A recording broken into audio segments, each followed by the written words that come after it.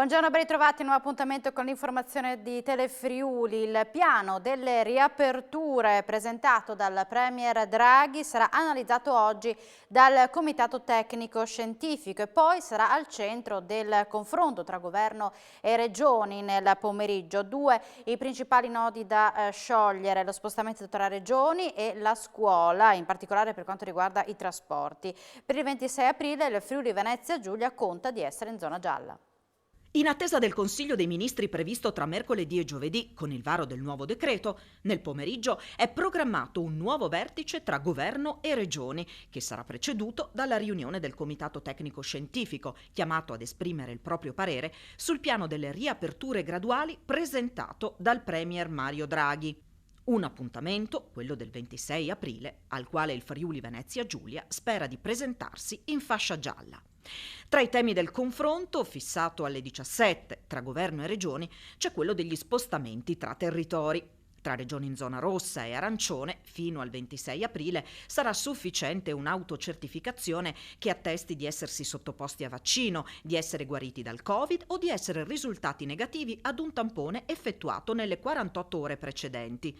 Sul fronte delle riaperture, più regioni chiedono di posticipare alle 23 l'inizio del coprifuoco e di anticipare al 15 maggio la riapertura dei ristoranti al chiuso. Al centro del dibattito ci sarà anche la scuola. La scelta di tornare in presenza al 100% dal 26 aprile, che vede quale primo sostenitore il presidente del Consiglio Draghi, trova resistenze. Mezzi di trasporto e orari di ingresso scaglionati negli istituti sono le principali questioni da affrontare. Resta da capire, ad esempio, se la capienza massima consentita nei mezzi sarà del 50%. Il governatore del Friuli Venezia Giulia e presidente della Conferenza delle Regioni Massimiliano Fedriga ha detto che c'è disponibilità a discutere e trovare soluzioni, sottolineando però che ci sono limiti fisici come la disponibilità dei mezzi che non si possono superare. Fedriga si è espresso positivamente anche sulla possibilità di introdurre a scuola i test salivari, non invasivi e che non prevedono l'impiego di personale sanitario.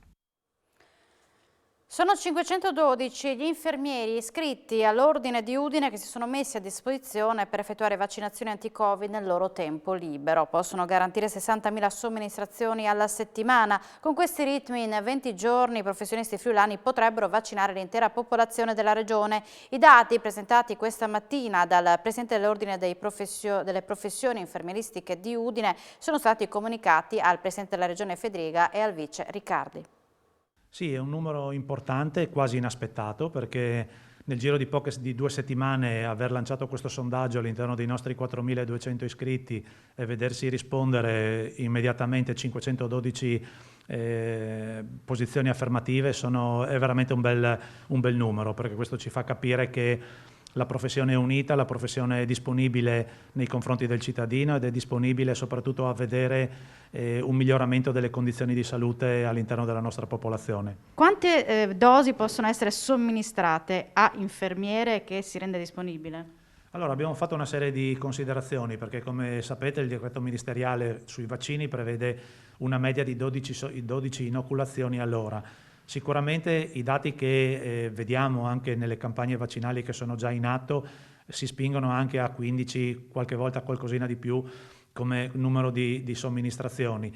Se facciamo un puro calcolo sui 512 infermieri che hanno dato una disponibilità media di 8 ore del loro tempo libero moltiplicate per 15, capite bene che le 50-60 mila vaccinazioni a settimana sono un dato facilmente raggiungibile, ma sicuramente non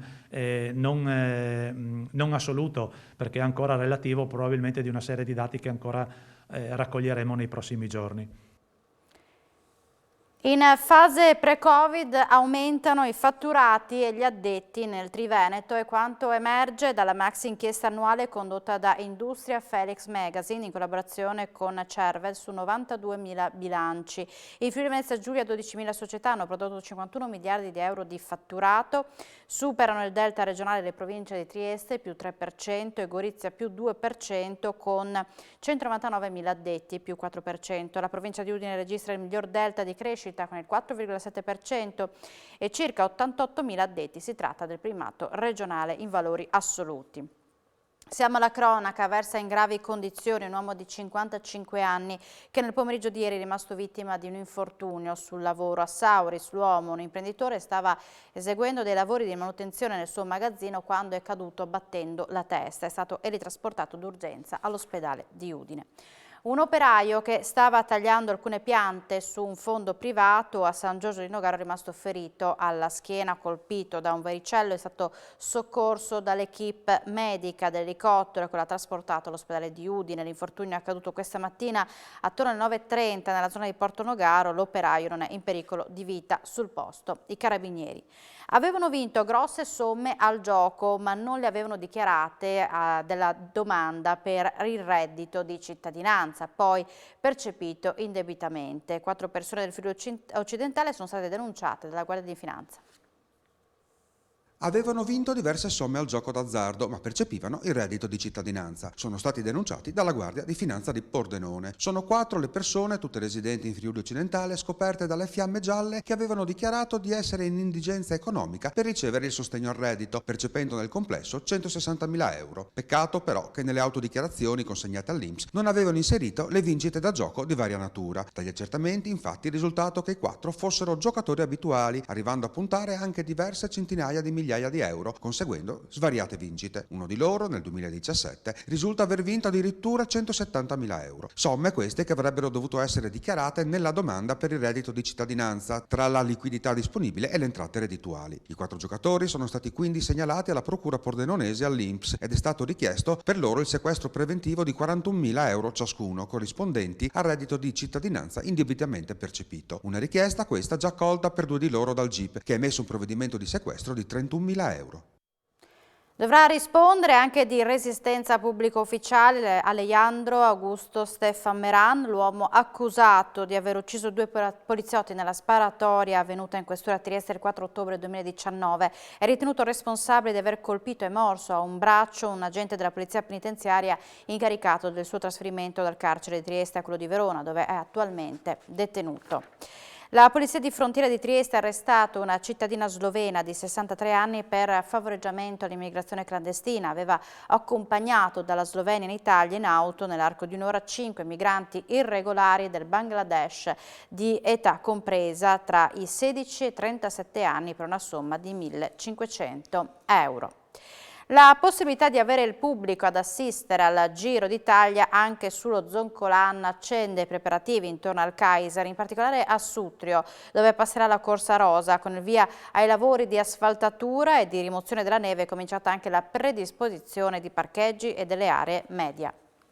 Sindaco, si aprono i lavori per preparare le strade per il Giro d'Italia sullo Zoncolan, però la neve non manca quest'anno.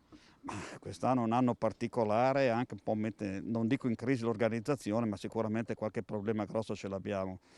Abbiamo fatto un sopralluogo la scorsa settimana con Kainer, con i dirigenti di FVG Strade, con Promoturismo, in maniera tale da capire come si poteva affrontare il problema. Problemi economici, problemi comunque di tanta neve e con l'aiuto della regione comunque abbiamo avuto un finanziamento sia un po' per l'apertura della strada sia poi per l'asfaltatura o messa in sicurezza di questi punti dal sotto Lenzomoro in pratica fino in cima allo Zoncolan. In cima si presumono siano 2,5 metri, 3 metri di neve, come avete visto dalle riprese precedenti. Quindi lo Zoncolan sarà pronto per il Giro?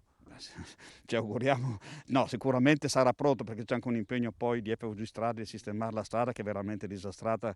Se è fatto un sopralluogo poi vedrete la situazione, per cui è un momento anche appunto di messa in sicurezza della viabilità ordinaria che dallo sud va sullo Zoncolan e di questo dobbiamo ringraziare la regione e il supporto poi di tutta l'organizzazione. E Sutrio sarà pronta a aspettare il Giro?